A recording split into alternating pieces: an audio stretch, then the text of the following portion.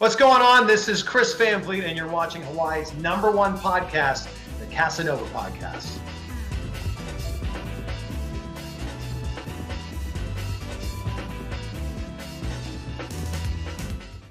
The Kasanova Podcast, the #1 podcast in Hawaii, is brought to you by these contributors on Patreon.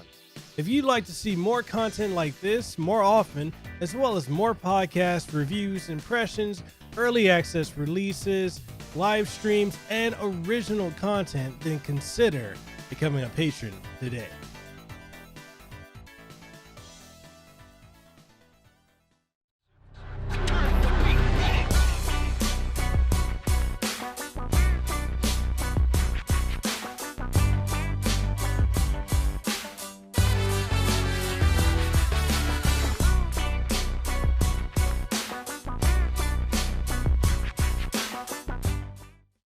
All right, and welcome everyone to another episode of Hawaii's #1 podcast, the Kasanova Podcast. I'm your host, Mekel Kasanova, and I'm coming at you with another phenomenal interview because in today's episode, I've got the honor and privilege of having on Hollywood actress, writer, and model, the one and only Linzi Gray. Now, Linzi is a phenomenal actress.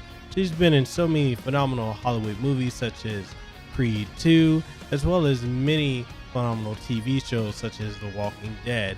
And in this episode, we're going to talk about everything from her journey into podcasting, her journey into being an actress, writing, and so much more. So if you're ready to do it, I'm ready to do it. Let's go ahead and welcome Linzi onto the show.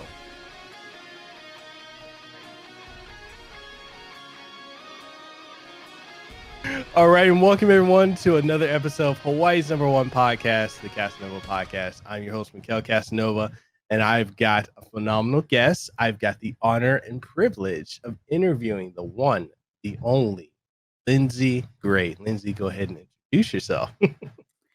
Well, you kind of just did. I mean, I know, right? What else is there to say? I always do. You know what? Everyone says that to me, like you just did it, like you just introduced me, and I'm like, yeah, I know. It's one of those situations where I just say it and then it processes later, and I'm like, oh shit, all right. I get it. It's cool. It's totally cool. So let's go ahead and give like a brief background on yourself and tell people where they can find you, like plug your social media outlets, any upcoming ventures you have, any projects you're working on. Well, some background. Let's see. I've been acting on and off for since 1995. I got into it because my cousin was star. He had a guest star role on SV back in the 90s. He was on there for all 3 seasons. And I thought that was just the coolest thing ever. So I begged my parents to let me get into it. And here we are today. Isn't it crazy? Like the 90s does not feel like it was that long ago. I know. I still wear my Doc Martens. I don't care. I still wear slip dresses and my Doc Martens. And, you know, I have my own fashion style and I'm okay with that. There's nothing wrong with that at all. But isn't it crazy when you think about like there are kids that are like 18 and 20 that were born in like the early 2000s, and it's like, God, that doesn't even seem like that was that long ago. I know. It's like I'm like listening to like 90s music, and one of my co-star in my last film, he's 19, and so it's like really weird because I'll say something and I'm like, wait a moment, you're not going to understand that because we're not the same generation. Right? It's crazy to think that like 90s or early 2000s is considered retro, and I'm like, it's so insane. Like there's a lot of with me being like a YouTuber, I do interact with a lot of people that are, you know, from like 18, 19 and up, and then things that they're talking about, and they're like, oh yeah, that's from so long ago, or they'll say, oh, you know, I'm so old, and I'm like, wait, I'm the one that was born in the 80s. What are you talking about? Right? Yeah, I was born in the 80s too. So like I had somebody tell me the other night, they're like, oh, well, you know, you've always known the internet. And I'm like, no, I haven't. I remember a time where I had to go outside and play because we didn't have internet. And, we didn't have a TV in every house or every room. So I remember going outside to play. I remember when we got internet, we were the first, I was the first house on the block because both my parents worked in computers to get internet. So I was the cool house because we got AOL. And so during the summer, everybody would come over to my house and we'd get into chat rooms. And yeah, it was like an episode of Dateline. Oh God! It's like we stepped into the DeLorean and we just went back in the past. I'm like, man, AOL. I remember having dial-up back in the day, and I remember the chat rooms and forums. I swear, kids these days don't understand what it was like for us growing up. They're like, even with the internet, that wasn't even something that became commonplace for everybody. I want to say until the mid or late 2000s. Like in the 90s, it was like you actually you went out, you played with other kids, you actually socialized outside of social. We didn't have social media back then, but it's an entirely different world. It's so crazy to me when I see kids that are like 3 or 4 years old playing with cell phones. I'm like, it's such like go outside and play, like do something with your life. But these kids are inside all the time playing video games and playing on iPads and iPhones and stuff like that. And I'm like, I remember both sides. I remember being able to go outside and play and not having those distractions, but I also remember when we did get those distractions. I mean, I had an original Nintendo. I still have it to this day. I still play it.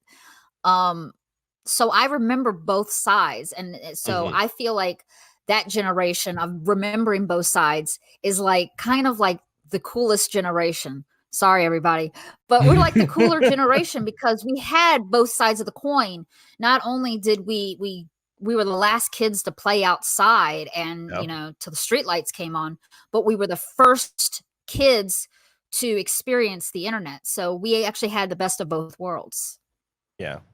And and not only that, but when it comes to the whole thing with the cell phones, we were there when the first smartphone came out and how much of a huge leap that was from the old flip phones and from the old Kyocera phones. Yeah. And it's when you stop and think about all the technological leaps that have happened. And I think smartphones have been around for since 2006 or 2007. To think in the last 12 to 13 years, how much everything, literally these are computers in your pocket now. And before it's the idea of watching a video or listening to music on your phone, there was a point when that was unheard of. When my parents worked for the federal government, my mom worked in the computer room, and that was when computers took up the entire room, and they had to be extra cold because the computers would heat up and everything. And so the kind of computers that they had back then, we have now in our phones, and it's really crazy. I remember when my parents got their first cell phone, it came in a little briefcase, and you had to plug it into the cigarette lighter in the car. Cars, yeah. Yeah, the car phone with the little briefcase. Yeah. But yeah. Good times. I know, right? So before we dive into this episode and all the topics I have, the first question I really, really got to dive into is how punchable is Devin Cox's face? Devin Cox has a very, very punchable face. Extremely punchable. Okay, so for the audience who don't know, this is a running inside joke, but we're gonna invite you all into it. So Lindsay, if you don't mind explaining how this all came to be.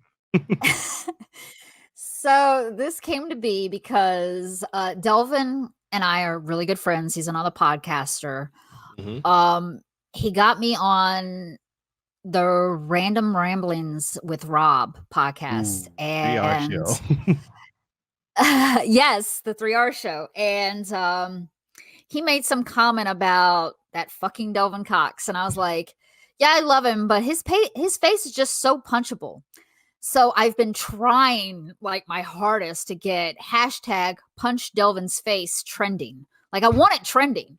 And Delvin's like, yo, if people are just going to start getting beat up. People start punching me, they're going to get beat up. And I'm like, you ain't beating nobody up. So that's the inside joke, is the fact that, and then Popeye's chicken got brought into it somehow. And so last night I brought up to him, like, I was like, I just want you to be eating Popeye's chicken sandwich one day and somebody just clock you and the Popeye's chicken fall to the ground. And he's like, I'll fight somebody. He got very upset about that.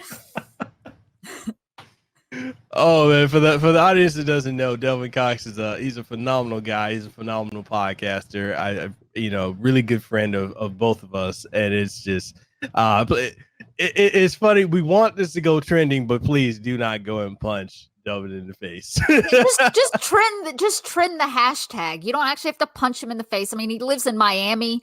I could probably find out where he's at if you really want to punch him, but we're going to try to not punch him. We just want the hashtag trending.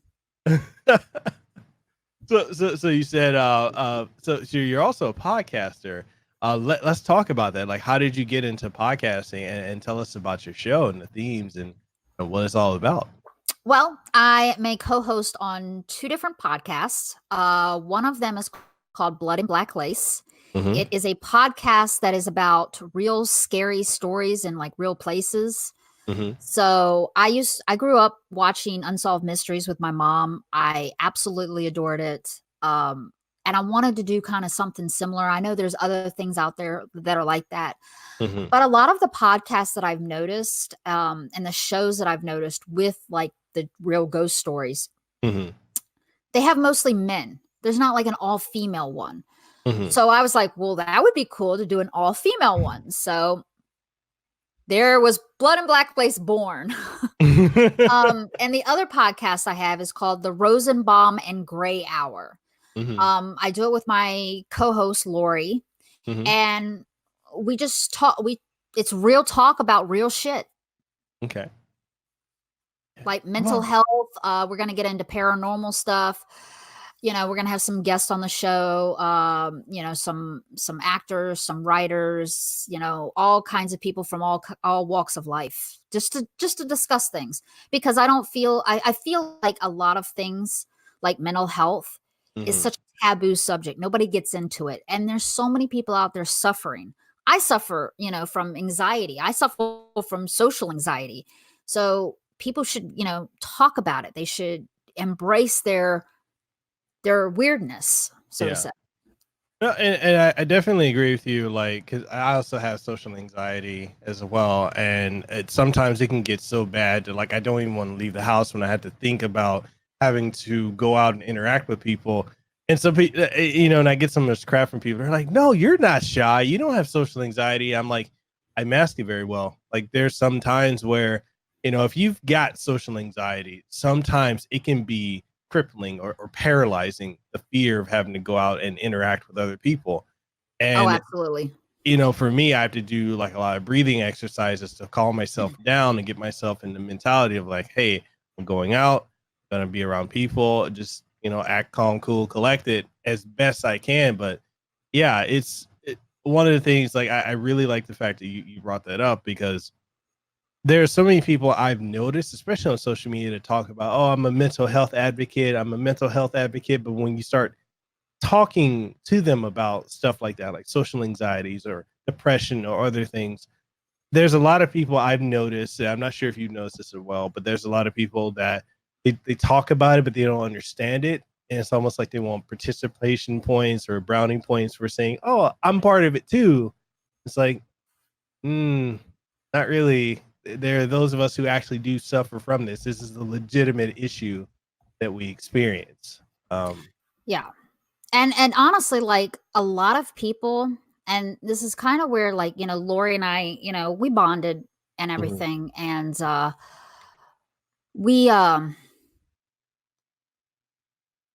she wanted to know my side of things, because being an actress, people are like, oh, you're not shy, you can't have depression, you're doing this amazing stuff, you're making people laugh, you're making people cry, you get to be all these different characters. And the fact of the matter is, a lot of actors and actresses are depressed. They do have anxiety. And that's partly why they're so good at their job. It's an unfortunate thing, but it's true. And I've never been, I used to be embarrassed about my depression. I used to be embarrassed about my anxiety. But, as I talk more to people and everything, I'm like, why am I embarrassed? It makes me who I am. And I'm going to embrace it. And that's why I wanted to do this show with Lori, to talk about, how somebody like me as an actress can still be shy. I mean, I told Lori, I said, when the camera cuts on, I'm in character. I'm doing my thing. And I'm not shy at all when the camera's on. Second the camera comes off, I'm like, I shut down. Like, right. So I get it. It is what it is. And I didn't feel the need to hide who I was anymore. I really want to embrace it. Yes, I'm an actress with depression. Yes, I'm an actress with, not just social anxiety, but general anxiety. And those are two different things. People think that they're the same thing. No.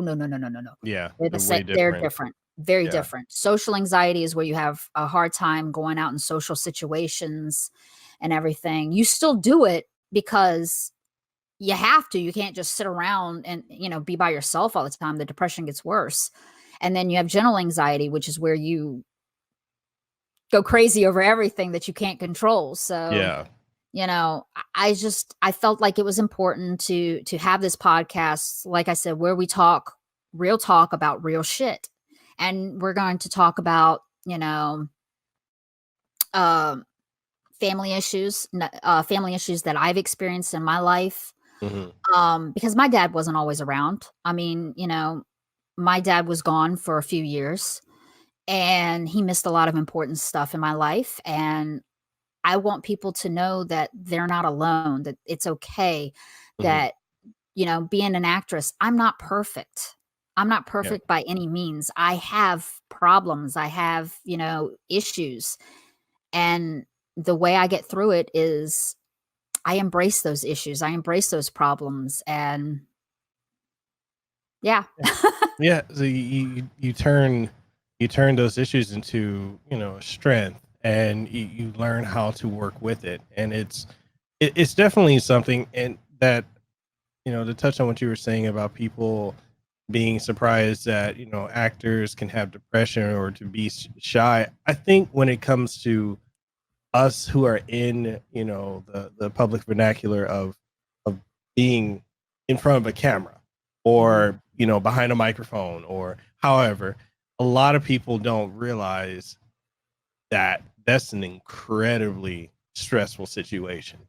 Whether you're acting, whether you're doing a podcast, or whether you're doing, YouTube or streaming on Twitch or whatever, it takes a lot of energy to it does, to do that. And it's like you said, I'm the same way. Like, when that camera cuts on, or when I turn on this microphone, I'm firing on all cylinders.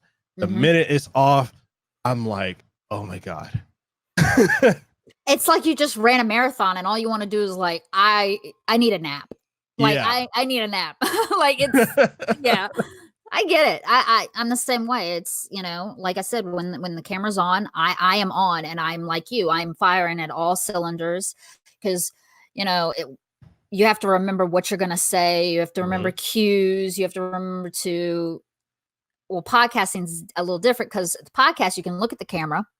Yeah. Acting, you're not supposed to really look at the camera unless the script calls for it. So, you got a lot of things that are going on constantly, and you're so once the camera comes off and they yell cut, and you're just like, oh God, I want to go to sleep. But I love it. I mean, honestly, acting is part of my treatment, so to say. It's, you know, it's allows me to have something every day to get up and look forward to. And Delvin can tell you this, like the moment I'm awake, I'm working, I'm networking, I'm on Twitter, I'm posting stuff, I'm doing this, I don't give a crap how early in the morning it is, because people are on all the time. And then I'm doing all of that until I go to bed at night. And usually, like, I fall asleep like this, like I'm tweeting, I'll be out with the phone in my hand. So I'm constantly going, and but I have to because the depression creeps in the second I stop, the second that I take a breather. It's like when I don't have something to do, I'm like, I start getting panicky and I start like freaking out, and I'm like, oh God, what am I going to do? So I have to keep busy. And that is why I love acting. And that's why I love podcasting. And it's so funny because Lori brought it up in our first episode, which will be out in a couple days. Okay. She's like, you are like the busiest person I know. Like, how do you keep going? And I'm like, I have to. Yeah. Like, I'm very busy. Yes. And I wouldn't say that I'm like the busiest person in the world, because I'm certainly not. Every actor. I disagree. You got 2 podcasts, you're acting, you're working a full-time job, and whether the audience realizes this or not, social media, marketing, networking, socializing, that's also a job that is draining. It is. Yes. Because there is some like less than intelligent people on social media. But I'm constantly going, and Lori's like, I don't know how you do it. And I'm just like, I love the chaos of that comes with acting, because that's what it is. I mean, a set is chaos, and it's fun chaos. It's, you become a family with those people, and you know, because you're on set with them for so long, and they become like your family, and you're put into weird situations in some scenes. And so you have to trust those people. Like the last film that I did, I had a rape scene. I wouldn't have been able to do that scene without the rest of the cast and without the crew that I had. Like they got me through that scene. I mean, they really did. It was very nerve-wracking. It was beforehand, I felt like I'm gonna throw up, and somebody's like, well, do you want a slice of pizza? And I'm like, no, because I'll hurl everywhere, and I don't want that on camera, so no. But I got through it, and as soon as the director yelled cut, everybody was like so quiet, and I just spoke up, was like, how did it look? Like, everybody's like, why are you the one that's cracking jokes when you just had to do a really tough scene? And I'm like, because nobody else is saying anything, you know? Right. So. Wow. You know, and I want to step into talking about your acting career, but before we do that, honestly, how do you manage with 2 podcasts? Because I know I'm about to launch a second podcast, but yeah, like right now for me, full-time, I'm a full-time podcaster and content creator and YouTuber. But before I was that, plus I was working at a hospital as an analyst, and it's like, how are you functioning? Caffeine, tea, energy drink, NOS, like how are you getting through the day? Honestly, so my day usually consists of, I get up at 6 o'clock in the morning. I do all the things that, you know, a normal person does. I brush, like, you know, because my hair is like, I usually put a, you know, brush through it or try. And then, you know, I'll go downstairs, get some coffee. And like, I'm like, as I'm walking down the stairs, I mean, I'm constantly like on Twitter, like tweeting, you know, and seeing what I need to do for the day. When I'm at work, on one monitor, I have my actual work. And then on my other monitor, I have like podcast stuff. I have my website that I might be editing. I have scripts that I'm writing. I have auditions that are and scripts that I'm trying to learn the lines for. So I'm like back, forth. And I actually have a color-coded calendar. Like everything I have is color-coded. I have to do it because I am a weirdo with organization. And so all my podcast stuff is in yellow. All my podcast interviews are in yellow, and all my podcast recordings are in brown, and all my personal like appointments are in pink, and then all my bills are in purple. And so I have to stay organized, otherwise I'll just lose my ever-loving mind. But I'm lucky that I have a very good support system. I'm very blessed with that. Lori, my co-host on the Rosenbaum and Gray hour, she's amazing. She's, I love her to death. And then, my new co-host on Blood and Black Lace, Sin, I love her to death. She's like my second mom. I mean, she's like my kind of like my mom's sister kind of thing. And then of course we have Punchable Delvin, who does help me a lot because he's actually the producer of both my podcasts. And that man is crazy busy too. Like I texted him this morning. Apparently he fell asleep at his computer editing my other podcast. He's like, I was editing, all of a sudden I woke up and I was still at my computer, and I was like, oh my God, I'm so sorry. And so, I have, an amazing, I just got this amazing website person, Crystal Storm. If you haven't, okay, well, yeah, Crystal. Yeah. She's I've just handed control over to her with my website. So I'm really like, that's one thing off my plate. Delvin does my producing for the podcast. So, he helps me a lot. And then I got this fabulous video editor who helps me with, he's actually working on my reel tonight because one of my new films just dropped the other day. So he's actually adding my scenes into my reel so I can get that updated and onto my website as well. So I actually have a really, really, really close, tight group of friends that really help me. And that's what it takes. I mean, especially when you're an actor or an actress, I mean, because you never know if people want to hang out with you because of who you are and not who you are. Yeah.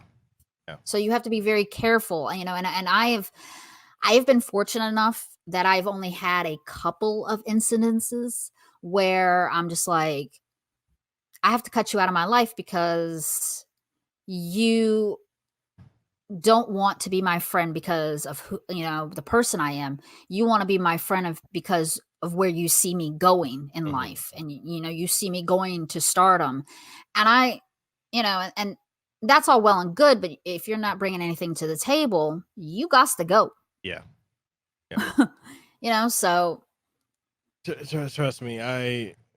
Okay. First off, I'm a little jealous because motherfucking Delvin Cox ain't offered to help me with my damn podcast. Fuck you, Delvin. I'm gonna punch you when I see you. Hashtag punch Delvin's face. Hashtag punch Delvin's face. But I mean, you got a phenomenal group of friends behind you, helping you out with everything, because Crystal, Delvin, that two group, just truly, truly amazing people. I'm jealous. I'm still going to punch Delvin in the face because I'm like, this motherfucker. but it's just, I've experienced that too, where you get people that you really, and it's something, because I was talking on this on a podcast. Well, actually I talked about it on my stream last night, and I talked about it on a couple podcasts ago with one of my friends. And I was saying that, when you're in a certain limelight, and then you have people who, there are several types of people. There are people who don't really understand what you're doing. There are people who know, but they don't care. There are people who genuinely do enjoy and care what you do and are there for you. And then there's that fourth group, damn, I can't count. There's a fifth. There's that fifth group of people that they know what you do, but they're trying to use you to get what you have. And exactly, my whole time on YouTube, I've run into that left and right because I'm not a big YouTuber at all. I only got like 11,000 subs, but you only have only. It's just because I know so many people that like within a few weeks went from like 0 to like 50 or 60 or 70,000 subs, and I've been at this for 3 years, and I'm like I'm slowly growing, but I'm content with where I'm at. But there's a lot of bigger and smaller channels that have tried to befriend me just because I have connections with the games industry or the tech industry, because I used to work for Microsoft and I know almost all the people in those industries. And I, connect with them. I go to conventions, I go to different events. And because of the show and the type of people that I know, a lot of people try to get close to me just for that. And, it's really good when you have friends in the fields that we're in, because those friends can help keep you grounded. And they're also good at weeding people out as well. I'm lucky. My best friend, I've made 2 best friends throughout my journey as both a YouTuber and a podcaster. One of them is, Devin Cox, even though I want to punch him in the face. Devin Cox is one of my best friends. It's my brother. And the other person is Fabian, who is GamerThumb TV. Those are my 2 best friends. And they help me with weeding out so many people. And it's just, it's a lot when you have to sit and assess what someone's intention is towards you. Like, are you really trying to be cool with me because you genuinely like me, or is it because you're trying to get something? And I hate that. And that just amplifies my anxiety sometimes. Yeah, mine too. I get it. Yeah. I mean, and Delvin does the same for me. He does help me weed out the people that, their intentions are less than what he thinks I deserve. Mm-hmm. And I absolutely love him for that. I mean, I couldn't ask for a better friend in Delvin. I mean, everybody wants to punch Delvin in the face. Hashtag punch Delvin's face. And that's okay, because he has a punchable face. It's some people just are born with punchable faces. But I love Delvin to death. I hope that I'm the one who punches him in the face when he's got a Popeye's chicken sandwich and he's eating it. Just we don't even have that I in have Hawaii. so much love for You don't have Popeyes? So y'all, have you been hearing about all the fights that are breaking out? No, like we have Popeyes, but like the chicken sandwich, they don't serve it here. And there's a Popeyes like 2 minutes from my house. And every time I've gone there, I'm like, do you guys have it? They're like, no, Mr. James. I'm like, how did you know it's me? Because you ask every day. It hasn't changed. So yeah, I lean to, to Delvin with that. I lean to, Crystal with that. I lean to Sin with that. I mean, my group of friends, I am so blessed and thankful for it. And honestly, my group of friends grows every day, because every time I do a podcast, I feel close to to the podcast host. So we end up becoming friends and everything. And I'm just like, anytime you want me to come back, I don't care what I'm filming. I don't care where I'm at. I got you. So, I'm always willing to do things for people. Like I told Delvin, the people who have had my back when I was a nobody, I'm going to have their back when I'm a somebody. And, I mean, I'm going to, at a Comic-Con, whenever I'm at a Comic-Con, I'm going to try to get Delvin punched in the face at least once. But, World Star. I could not be any more blessed than I am.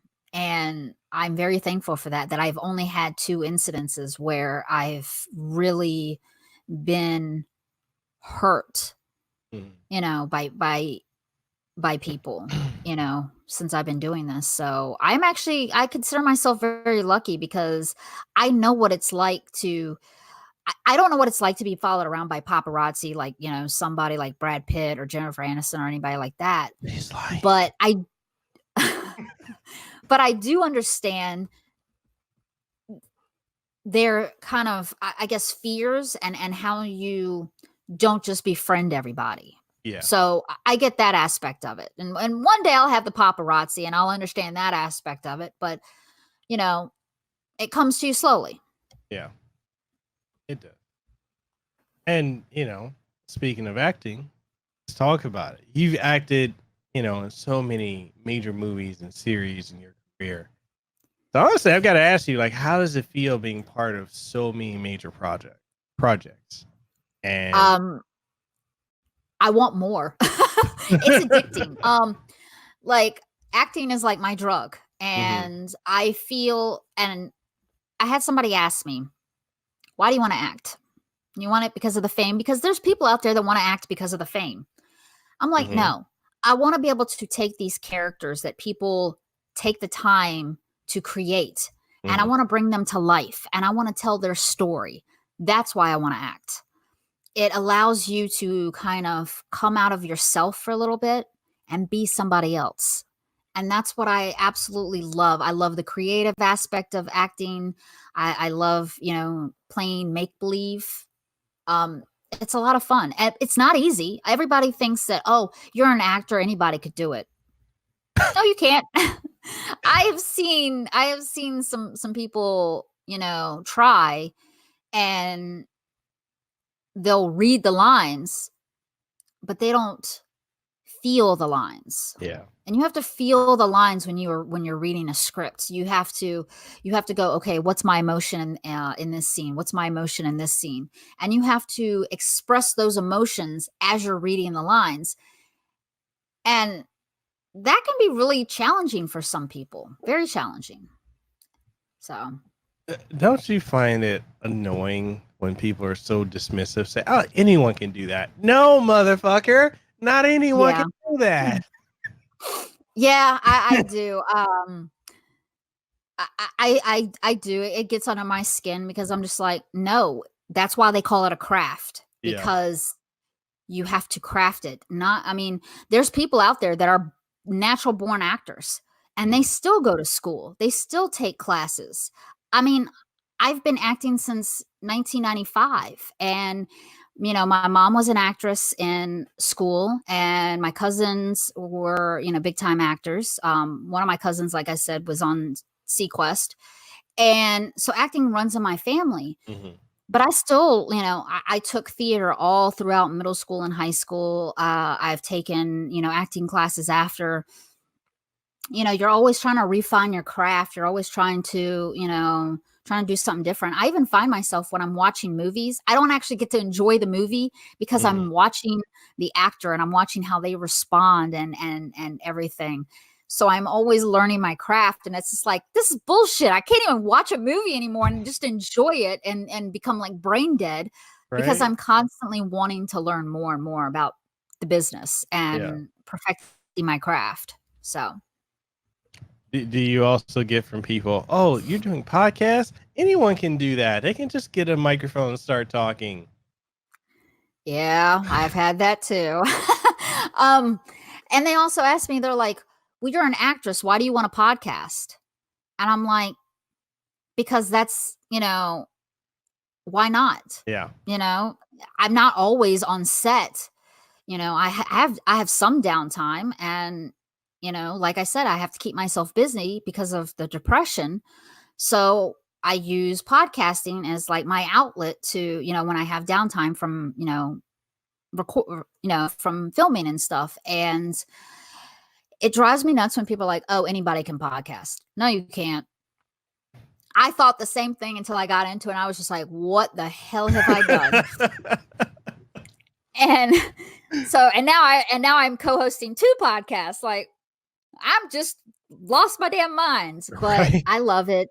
And I have to say, every podcaster has their own style, and every podcaster is a legend in their own right. I mean, it takes a lot of guts to get on talking, just bullshit. It takes a lot of guts to get on a mic and just start talking bullshit. With acting, at least, most of the time you're going by a script. I mean, there's times that you're improvising, and that can be nerve-wracking, but so both sides of the coin have like their pros and their cons, and I think the pros on both sides really outweigh the cons. I love doing both. And somebody asked me, why did I get into podcasting if I was an actress? I got into podcasting so I could get my name out there, because as an actress, it's very hard to get your name out there. Everybody wants to be an actress. Everybody wants to be an actor. I mean, you go. Hollywood is saturated with them. New York is saturated with them.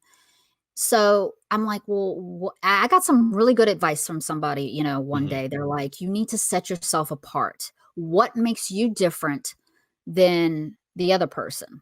Yep. So I'm like, you know what? I'm going to do a podcast.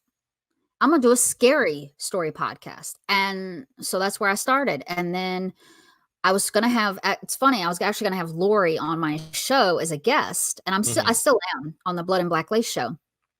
But her and I got to talking, and she goes, I really want a podcast. Her brother has a podcast. And she's like, I really want a podcast. And I'm like, I'll do it with you. And she's like, really? And I'm like, yeah, why not? I'm not doing anything else. Might as well. And so the ball just got rolling. And I think we had the talk about maybe a week and a half ago.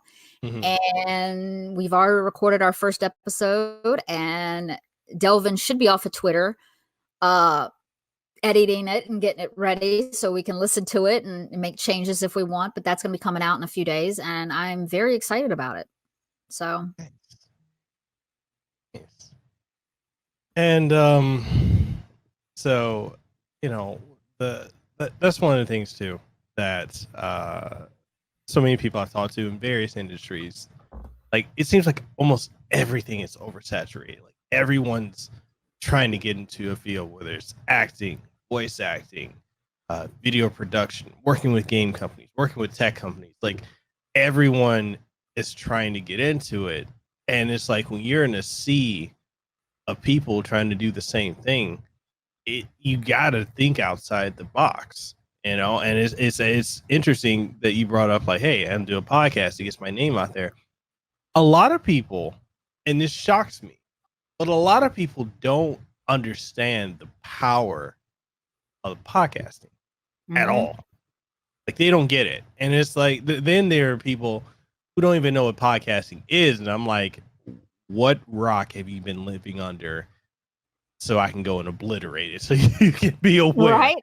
Because it's like, podcasting, I know for me, has opened so many doors. It's allowed me to travel and go to different conventions and have different guests and make connections that if I was just a YouTuber, it would never have worked. And it gets your name out there. It gets your name out there globally.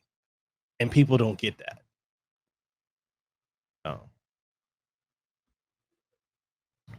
Yeah, I mean, I love it. I love it. And from podcasting, like I said, I met Devin, who interviewed me. And then Devin likes to tell the story that once he interviewed me, he was just like, this girl's got something. This girl she's going to make moves. She's going to be somebody one day. She's got a star in the making. And so he just started like pimping me out to all these podcasts. I call him my podcast pimp. Oh God. Yeah. I'm not going to even touch on it because Delvin's going to be like, the fuck you say that for, Mekel? Anyway. So when it comes to acting, I got to ask you what is the process? Like for the audience that is curious to know, like, what is the process of becoming an actor and actress, and like what advice or guidance would you give to the viewers and listeners that are interested in getting into that industry? I know you said doing something to stand out is one, but do you recommend like classes or getting an agent or anything like that? I have 2 agents actually. So, but I didn't have an agent at first. I mean, people can find like extra work on like Facebook. Facebook is notorious for having like extra work. Mm-hmm. I always tell people, start with being an extra. I know you want speaking lines, but nobody's going to give you speaking lines until you prove yourself. Especially like a big movie, like, something with like Warner Brothers or Paramount. They're not going to trust you with a bunch of lines because they have a lot of money riding on, the production. Mm-hmm. So always start with extra work because you can learn what goes on the movie set. You learn what goes on a TV set. You learn the cues. You learn what first team is and what second team is. You learn, what, when they say background, what you're supposed to do. You learn what, because they say background before they even say action. So the background actually starts, moving and doing what they're supposed to do before they even yell action. So, it gives you a chance to learn all of that stuff by being an extra. So, but the biggest advice that I would give to somebody is if they really, really want to do this, and I mean really do this, this is not a 9 to 5. Mm-hmm. This is not, a job where you spend a couple hours on it a day. This is a 24/7, 365 hustle. Yeah. Even when you're like Jennifer Aniston, I mean, she still has to hustle, just because, not as much as I do because of her name, but I guarantee you she still hustles. I guarantee you she's still, she's always trying to get her name out there. I mean, how long did she stay off of social media and she finally got an Instagram account? I mean, the point is that, you always have to hustle, and when you make it, still hustle. Don't give up. If this is what you really want to do not give up. And you're never too old to start. Like, you could be 50 and be like, I want to be in a movie. Go be in a movie. Go be an extra. Yep. You just if this is what you want to do, then fucking do it. Go for it. Yeah. I mean, find a way to make it happen. And for the longest time, I took some time off from acting to go to college. Mm-hmm. And and when I came back, I mean, I came back pretty strong. Like I was getting, roles here and there. I mean, it was kind of, and then I went to college, and when I decided to come back into it, I got Homeland, I got Lincoln, I got House of Cards, I got Wonder Woman, I got Creed 2, I got, the Walking Dead spinoff. I mean, everything started like kind of rolling in, and I'm like, whoa, what's going on?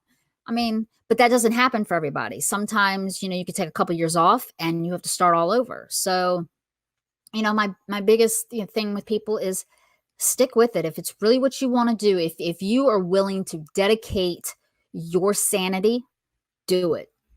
Yeah. I did. I'm not sane anymore. I hang out with Devin. I'm not sane. How do you think he's gonna feel about you saying? He's really gonna beat me up. He's really gonna beat me up after this. After he hears this, he's gonna fight me. But the truth that you spoke though is like, if there's anything you really want to do, you got to really, go balls to the walls and go after it. And it's like Gary Vee always says, like, if you want to do something, fucking do it.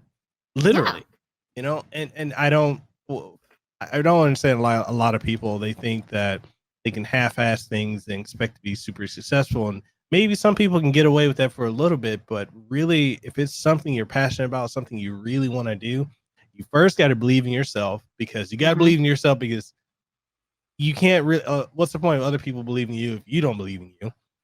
Well, you can't go into an audition and not believe in yourself, because if you can't believe in yourself, how are you going to convince them to believe in you? Exactly. At playing this character? That's the biggest thing. Yeah. So, yeah, I mean, when you go into an audition, you best, if you're not confident any other time, be confident when you walk into that audition, because they're professionals and they can sniff out, a confidence issue, and they will sniff you out and nope, go. Yep. And honestly, another thing I would tell people is don't take no for an answer. Mm-hmm. When people tell you that, we decided to go another route for, the part, thank them for letting you come in and audition, because every audition is like a job interview, you know, and the more you audition, the better you get at it, the less you'll have nerves at it. And so don't take no for an answer. You know, if it upsets you, okay, it upsets you. It's upset me. It's okay to be upset. I actually got some really good advice from an actor. He's an actor from the 90s. My friend, Jay, actually saw him at a Comic-Con and had him record a video for me, Jason Marsden. And Jason Marsden said that getting turned down was 90% of an actor's job. And it's true, because if you think about the amount of auditions you go on, 90% of the time you're going to be turned down. You're not going to get every role. You're just not. And you learn from those turn downs. You know, when you don't get the role, you learn from that and you move on and you go, okay, well, maybe I should have played it differently this way. I'll try that next time. You know, and then you move on, you go to the next audition. If you think about it, not every job you interview for, you're going to get either. You just interview for jobs less than actors audition for jobs. So yeah, very, very true. That's real talk. And you know, you've also written, you know, feature film scripts. What is that process like? How did you get into doing that? I got into doing that because, you know, when you're an actor, when you're a podcaster, you're like, you have ideas. I mean, and this never stops. It's always going, always going, always going. And so I kind of just dabbled a little bit. I've always dabbled in writing, like writing poetry, you know. I was a girl. I had a diary. Oh, woe is me. You know, he didn't kiss me today. I've always written. And when I got into screenwriting, I decided to get into screenwriting because there's a really cool true story that happened here in Richmond. And nobody's done a movie on it. Nobody. And I was like, you know what? This would be a badass movie. I want to do it. I'm going to write the screenplay. So I started writing, and it just kind of snowballed. So. Yeah. And do you ever get like writer's block? And if so, like, how do you overcome it? I get it all the time. And sometimes you have to step away from the project. And sometimes stepping away from the project means days, weeks. It could even mean months. I have one project that I started that I haven't touched in probably 3 months because I'm like, I don't know where to go in the story. I don't know what else to say. So I keep going back to it going, okay, am I ready? No, I'm not ready. All right. That's fine. I'm cool with that. So I just, you know, I go off and I do something else and then I come back to it. You know, you always come back to it, but you can't force yourself. If it's not there, don't force yourself to write, because if you force yourself to write, it's not going to turn out good. Okay. And, you know, speaking about your recent project, Subtransient, that's been like a smash hit. So what was it like working on that project? I tell people I had a blast bringing Zoe to life. I'm the lead character, Zoe, and I had a blast bringing her to life because she has such a unique story to tell. But it was also nerve-wracking. I mean, because of her story. She's, you know, it's a short film. She's dating this guy, Xander, for a month. And, you know, she's like this naive girl, like most girls are. And she's in love. And she thinks that he loves her too. And he acts like he does. And so he ends up taking her to this sketchy hotel. And she's like, I don't really want to be here. And he's like, I'll just come have one drink. You know, that's the gist of it anyways. And she's like, okay, I trust you. So they go inside, they give her a drink, and it's drugged, and she ends up getting raped. And she doesn't know until she comes to that she's been sold into human trafficking. But what you don't notice until the end of the movie or end of the film is the fact that when he was watching her get raped, something changed inside of him. He actually realized that he really did love her. And so he ends up saving her at the end. Yes, he ends up putting her in this bad situation, but he ends up saving her in the end. So, yeah, it's a really good story. It's another thing. Human trafficking is another thing that is so stigmatized. Everybody knows about it. Nobody talks about it, unfortunately. Yeah. And, if we talked about it, we could eradicate it probably. And that's why I took the film. That's why I was like, I really want to do this because it's such an important subject. And somebody was like, well, aren't you worried that that's going to tarnish you as an actress? And I'm like, no, I don't worry about that because it shows that I'm able to play such a powerful role. And even though it's a short film, Zoe's character is so powerful. Like, she really is powerful. I mean, if you look at her, she's this naive girl in the beginning who's like, oh, I love you, Xander, kiss me. She gets raped. And then, she's saved. But at the end, yes, she's still hurt, but she's different, so to say. So that's why I took it, because it is such a powerful film. It has a good theme to it. It's and like I said, it's a subject that everybody knows, nobody talks about. And so unfortunately, Zoe will always be near and dear to my heart. And it has been, I've gotten great feedback from it. Everybody has told me how much that, they're like, wow, I was completely blown away by it. I actually had friends of mine text me. They're like, it's a little different when you know the actress and you're watching this happen. You want to punch somebody in the face. And I'm laughing and I'm like, I get it. When you watch a movie on the big screen, you never think you're going to know somebody that happens to, and then all of a sudden one of your friends films a scene like that. And so yeah, it was such a blast. The crew was amazing. It was for Project 21 and I had such a blast making it, and I can't wait to work with those guys again and go to more film festivals, do more things such like that. I think indie film is a great place for people to start. I think indie film in its own right is very, strong this day and age. I mean, back when we were growing up, I mean, everything was TV or movies like in the theater. And now you have streaming services like Netflix and Hulu, and now you have Disney Plus.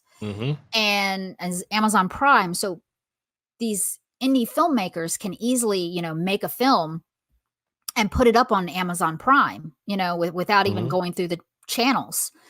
And Netflix is a little different. You have to obviously talk to them first and everything like that. But these indie films, are getting picked up more by these streaming services. And so indie films are, there's no harm in being an indie film actress. Yes, I want to be on the big screen one day, and that's my dream. But right now, I'm so enjoying doing indie acting. It's so much fun, and there's pros and cons to both. So yeah.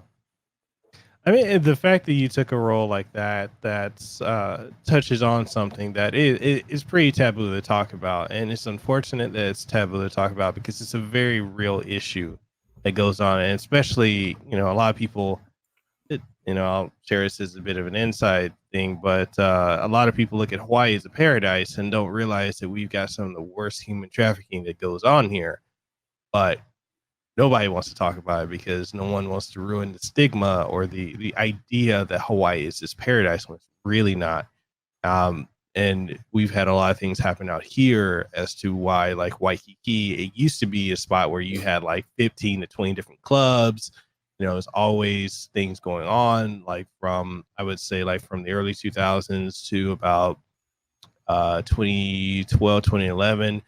And it just got to a point where you had too many tourists that end up either getting killed, going missing, young girls going out to clubs, not showing up, or not showing up back home or going missing or, ended up in prostitution or, some type of sex trafficking. And the state really cracked down and got rid of almost all the clubs. I think there's like one or two left, but they're probably on the way out. And just did this whole thing where they revitalized Waikiki, and it's this tourist mecca now. Well, more of a tourist mecca now because it actually looks like a high scale area to go to. But it used to be. I was there when it was grimy. I remember the grime, and it's it was just one of those things. Like even when I was a club promoter and an MC, I knew about it, but you couldn't say anything. Yeah. And the state, like I said, Hawaii basked in this idea that we're a paradise and people believe it. I'm like, no, Hawaii is just like anywhere else, That's like saying you're going to go to the Philippines and think that the Philippines is perfect. It's got issues, so does just about anywhere you go to. But, sex trafficking, I've always believed that that's something that needs to be explored, but it's so hard to talk about it because a lot of people are just not willing to open their ears to it. And it's unfortunate. Yeah, it really is. And that's kind of why I took this role, because I'm like, you don't see a lot of movies about it. I mean, you saw Taken, but you don't really see a lot of movies of that movie. Right? You don't see anything kind of like what this was, where this girl is dating this guy and he sells her. And that's, I had worked with the director before on another project called, it was a 48-hour film project for Hampton Roads. And it was called The Clown Inside. And I played the lead in that. And it's about this girl or this woman who's in an abusive relationship. And she's at this brunch and a clown shows up and he just starts killing everybody. Well, come to find out that the clown is actually the husband, and he doesn't realize that he's done this himself. He thought that, he's gone completely like nutsoid. And so he's looking at himself in the mirror. And as he's looking at himself in the mirror, he realizes, I'm the one who's killed these people. So I worked with Matt before on that project. So Matt and I knew each other very well. I actually had started writing a human trafficking script. And when Matt came to, I got invited to submit to Project 21. They invited me personally. And so I sent it to Matt and I was like, hey, I got invited to this personally. Do you want to do it? And he's like, absolutely. So we waited until a secret element was revealed, which was Passage. Thank you, Felicia Day, by the way. So we thought, okay, Passage, let's do human trafficking. It goes hand in hand. So I sent my script that I had written over to Matt. And so he incorporated my idea from the script into his script. So thus it was born. And, I really enjoyed it.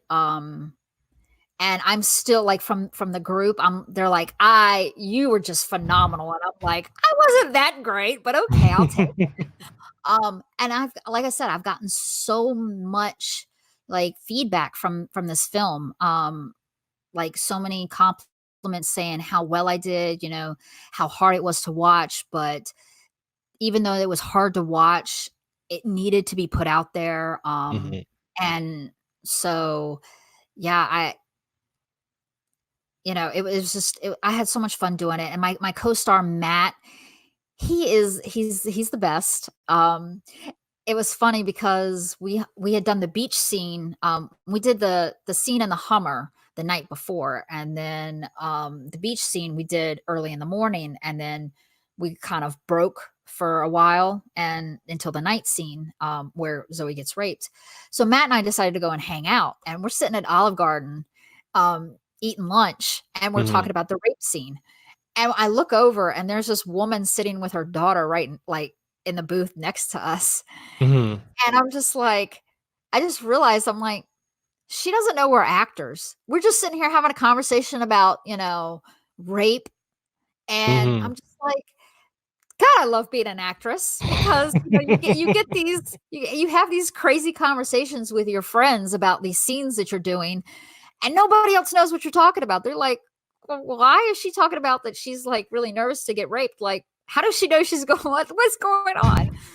So I really, Matt is such a great guy. He's done a lot. He's going to do a lot. And he was such a blast to work with. Him and I are actually writing kind of an extension to the short that is out there. We're writing an extension to it to show the process of how Zoe and Xander heal after what's been done. So we're actually writing that script, and hopefully we'll, be filming it and everything. But we're writing the script, and it shows that, pretty much that Zoe's made the decision. Look, this guy made a mistake. He did what he did, yes, but he did come back and save me. I do love him, and I'm going to give him a chance. And she lets him know, it's going to be a while. It's going to take time. And you end up seeing all the guys that raped Zoe, they come back because you come to find out that they're tracking the Hummer, and so they're trying to track down their missing merchandise and to put a hit out on Xander. So it gets a little crazy. We've been writing it, and it's been a lot of fun because I told Matthew after we were done, I was like, I just feel like Xander and Zoe have so much more story to tell, and he agreed. So we've been writing it for the past 2 weeks, like nonstop, over text message. We've been texting each other, hey, we should add this. Well, I'm definitely looking forward to it. And for the audience, you guys should definitely check out the film. And I'll leave a link to it down in the description below the podcast and the YouTube variation of this podcast, because it's something that I think you guys absolutely need to see. Very powerful, very impactful, and it's simply outstanding. Thank you, Linzi. You did such a phenomenal job in that. Thank you. Thank you very much. I really appreciate that. And winding down to the last couple of questions, because I'm trying to be very respectful of your time, and the audience may not know we have a 5-6 hour time difference, because you're in Virginia, right? I'm on the East Coast. Yeah, and I'm all the way here in Hawaii, and I'm in the past. You're in the future, so I am. It's like Back to the Future up in here, right?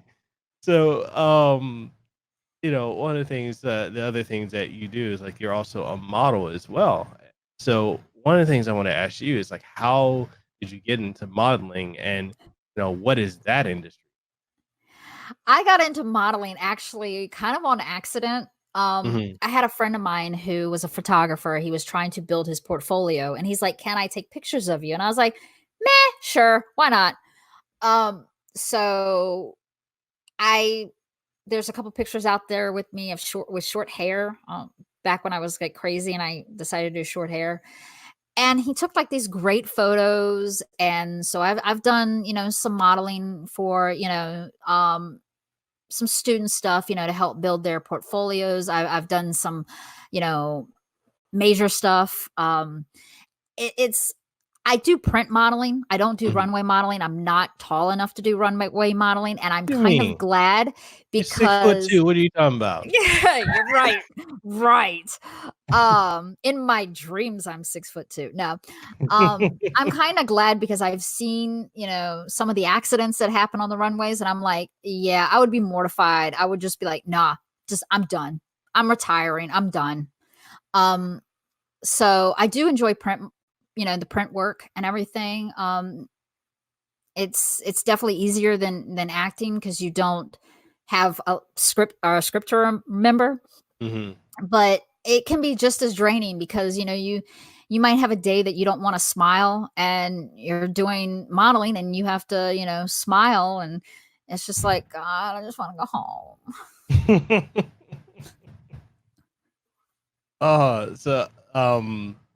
What are like would you say like what are some of the ups for you, like some of the times you had like a really great time when you were doing a shoot, and also like what were some of the worst periods that you've had as well. If you don't mind sharing that with the audience.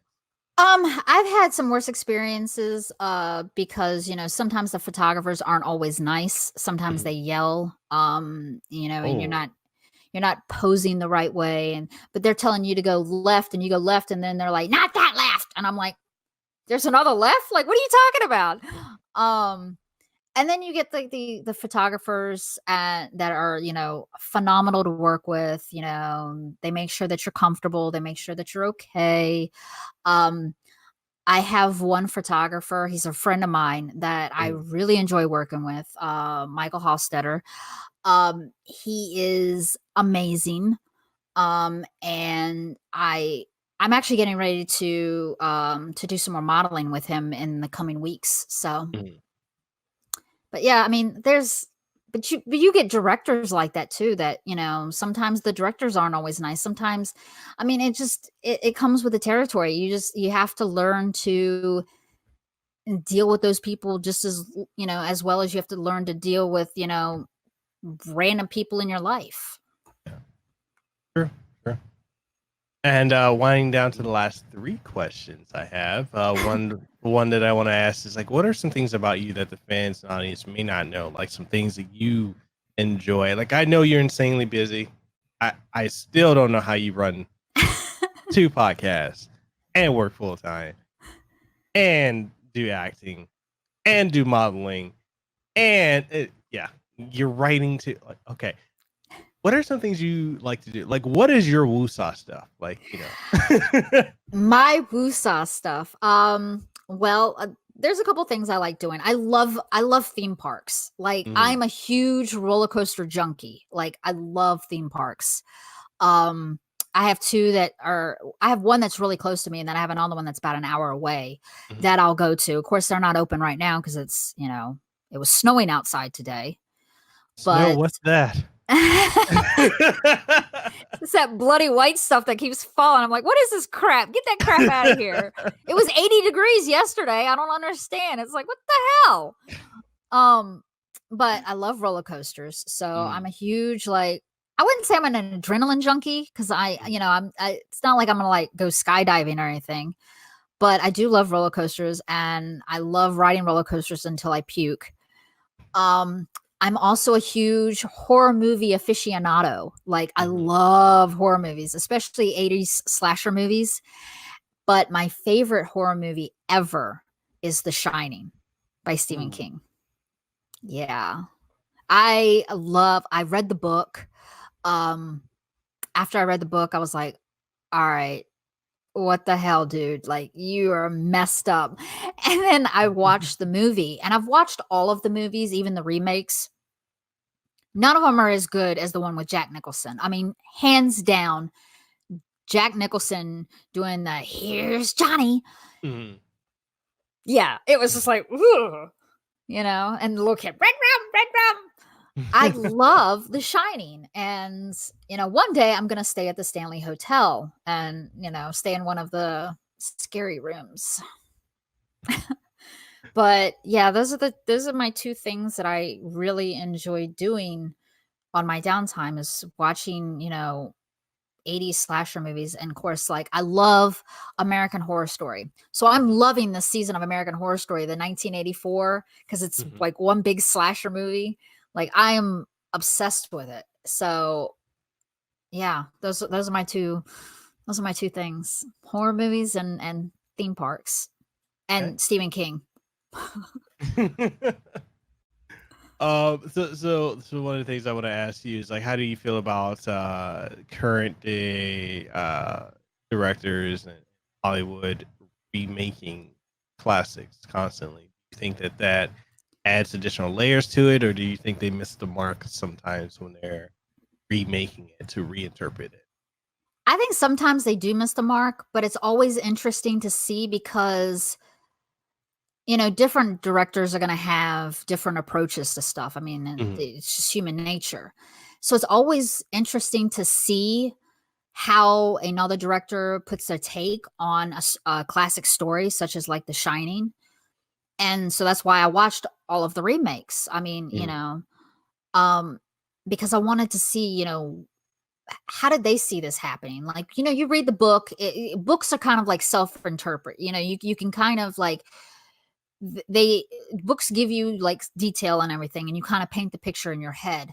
So it's always interesting to see like how the director took things and, took away certain things and didn't do certain things this way and didn't do certain things that way. So I don't hate on, them remaking the classics, because I do think it adds a layer to them. But sometimes I do think that they miss the mark, but I don't think it's on purpose. I think it's just their vision, and everybody's vision is different. Like the way I write a script is not going to be the same way somebody else writes a script.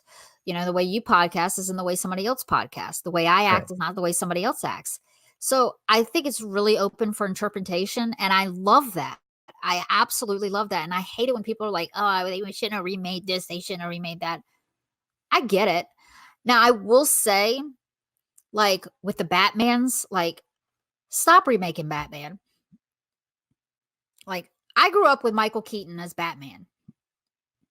All right. And then they went from Michael Keaton to like Val Kilmer. And then went from Val Kilmer to George Clooney to Christian Bale. Then Christian Bale, it was Ben Affleck. And now it's Robert Pattinson. Come on. You need to stop with that. Like, yeah.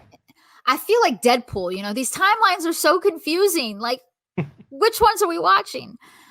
With the X-Men the same way, like I love the original X-Men. I love the new X-Men with, when Patrick Stewart with the, as Professor X in the original and James McAvoy as Professor X in the new one. I think that those are great, but I think you're also kind of confusing timelines and everything. And I think, when they're naming these movies, perhaps they should, add a little bit of extra naming to it to allow people to go, okay, well, which timeline are we talking about here? Are we talking about this timeline or this timeline? And, Deadpool says it, perfectly.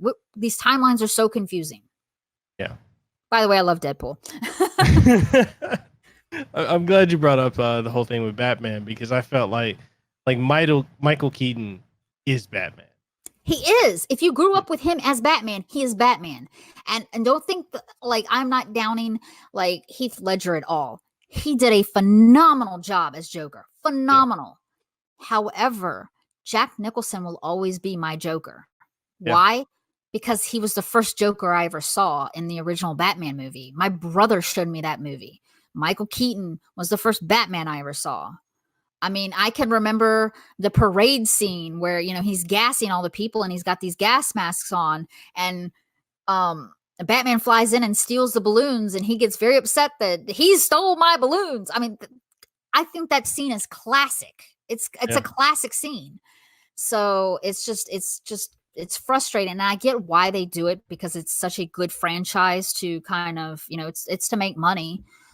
But I think it's kind of like, all right, guys, how many damn different Batmans are we going to have? How many damn different Spider-Mans are we going to have? And I think the guy who does Spider-Man now, Tom Holland, I think he is phenomenal. I think he is perfect as Spider-Man. I think he's better than Tobey Maguire. Who's the guy? Because there was, because I remember Tobey, and then there was the amazing Andrew Garcia. Yeah, him. And I mean, they weren't terrible. No, but they weren't terrible. But Tom Holland is Spider-Man. He's been, in my opinion, the best Spider-Man ever. And so just because like I grew up with Tobey Maguire as Spider-Man doesn't mean that, I think he's the best of the best. Okay, but I do think, like, if you go by the comic books, like the comic book, like Batman, Michael Keaton looked more like Bruce Wayne than anybody else. Bruce Wayne was supposed to be this billionaire nerd who was a little bit of a playboy, but not much of a playboy, but he was a nerd. Mm-hmm. I'm sorry, Christian Bale doesn't look like a nerd. Christian Bale looks like a playboy type. Robert Pattinson doesn't look like a nerd. Yeah. Ben Affleck doesn't look like a nerd. It's just, What did you think of Ben Affleck as Batman? I didn't like it. But then again, I know a lot of people didn't like Suicide Squad, and I love Suicide Squad. You like Jared Leto's Joker? Yes, I did. I thought it was great. I thought it was a different take on the Joker. But like I said, Jack Nicholson will always be my Joker. But I liked, Jared Leto's take on the Joker. I thought, he kind of he brought a new side. He brought a new layer to the Joker that, I don't think we had seen before. Because if you look at Jack Nicholson's Joker was very comic book. It was very, always laughing, always joking, always doing that, always doing this. And then you got Heath Ledger's Joker, which is a little bit more dark, still some funny lines, but a little bit more dark. And then you got Jared Leto's Joker, which was really dark. I mean, really dark. And I thought it was really good. I'm a huge Harley Quinn fan, so I was very excited about Harley Quinn in it. But I thought they casted it really well. I mean, anybody who disagrees can fight me. Or punch Delvin in the face. Yeah, or punch Delvin in the face. Hashtag punch Delvin's face. So winding down to the last question, is there anything you'd like to leave the audience with today? Don't be afraid to be yourself. Even if that means, coming up and saying, I have depression, I have anxiety. Don't be afraid to be yourself. Don't allow it to be a stigma. It's about to be 2020, people. It's time to, for mental health to be, fixed. It's time for mental health to quit being, pushed aside. It's time for mental health to be, a subject and a topic that everybody can discuss, and it doesn't have to be a stigma. You don't have to feel afraid to tell somebody that you're depressed. Mm-hmm. You don't have to be afraid to tell somebody that you have anxiety, and it's unfortunate because a lot of jobs these days, are sometimes they ask it on the application. Yeah. And that can cause somebody go, well, she got depression, I don't want to hire her because she's never going to be in a good mood. That's not it. So just don't be afraid to be yourself. If you want to get into acting, more power to you. I love it. I wouldn't change what I do for the world. I love it. And I can't wait to do more films, but make sure that it's what you want to do. Make sure that, because like I said, it's a 24/7, 365 job, and commit to it and stick with it. But it has its amazing benefits. It has, you meet some great people. I have met people from all over the world, and I love it. I love being able to meet people from different walks of life and just talk to them. Right. And I lied. I have one final question for you. Okay. Did you have fun? I had a blast.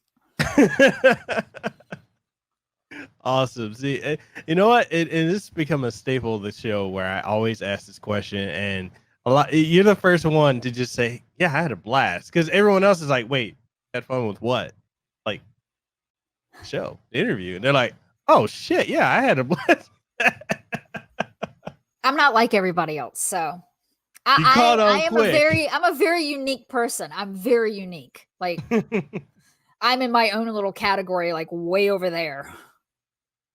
Awesome. And again, tell people where they can find you on social media and plug all of your outlets, all the projects you're working on that you can. I know there's some things you probably can't share yet, but plug it all, and I'll leave links to everything down below.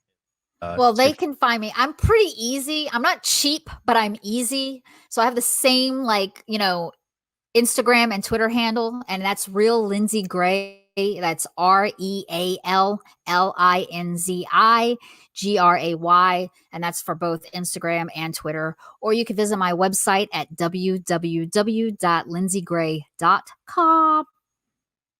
Awesome. And people, you'll be able to find this podcast on all major podcast outlets, which includes Apple Podcasts, Google Podcasts, Stitcher, TuneIn Radio, Spotify, Pandora Radio, iHeartRadio, and coming soon to Sirius. I forgot. Sirius XM Radio. It's coming soon at some point.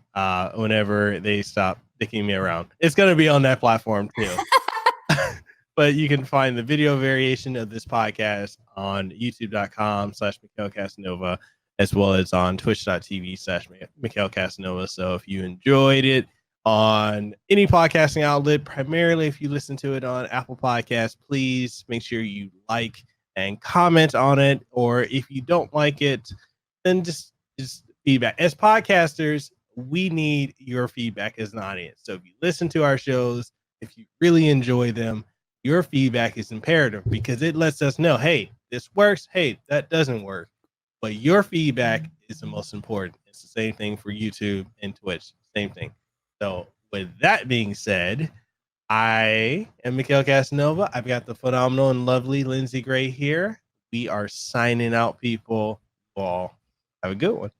Hey, did you enjoy this episode of the Kasanova Podcast? Well, I'm sure you did. And since you did, and you're wondering where else you can find it on every podcasting outlet. Yes, that includes Apple Podcasts, Google Podcasts, Stitcher, TuneIn Radio, iHeartRadio, Spotify, Launchpad DM by Podcast One, and so much more. And the only thing I ask of you is if you truly enjoyed it, even if you didn't enjoy it, please leave a rating and tell us what you thought of it, what you like, what you didn't like, and everything in between.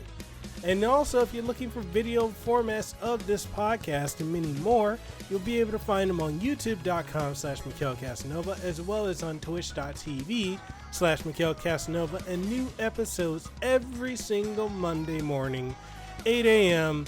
Eastern Standard Time. So, with that being said, this is Mekel Kasanova, Hawaii's favorite YouTuber. I am signing out. You guys have a great one.